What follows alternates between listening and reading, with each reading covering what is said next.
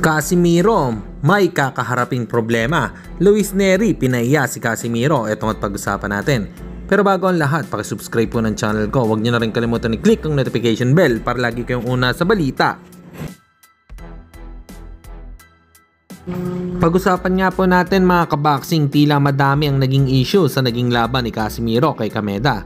Nandyan ang sinabi ni Coach Jason Casimiro na sakit lang, kailangan naming magpatalo para sa mga plano maging makahulugan kasi. Yung sinabi niya dito, ayon sa ibang nagsabi ay game fixing daw ito, hindi nahiya sa mga hinikayat niyang kumusta kay Casimiro tapos natalo. Kaya madami talaga ang nagre-react dito.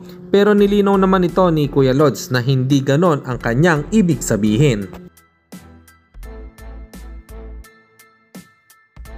Samantalang matapos nga pong pagtabihin ni Kameda ang kanilang promoter na si Luis Nery at Janrel Casimiro, sa backstage nga po ay sinabi ni Luis Nery na wala siyang interes na labanan si Cuadrolas dahil wala naman daw itong mapapala.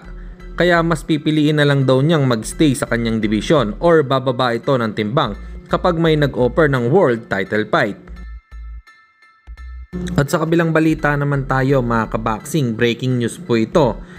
Kasi may kumakalat na balita na posibleng magkaroon ng part 2 o rematch sa pagitan ni Manny Pacquiao versus Floyd Mayweather Jr. sa 2026. Malaking pera na naman sigurado ang maiuwi ng dalawa. Sana ay matuloy ito para hindi din delikado kay Pacman dahil halos pares lang sila ng edad. Para sa inyo mga kaboxing, ano po opinion nyo rito? Comment lang kayo sa ibaba. Hanggang dito na lang muna ang ating balita. Dito na lang ang aking boxing news report. Babu!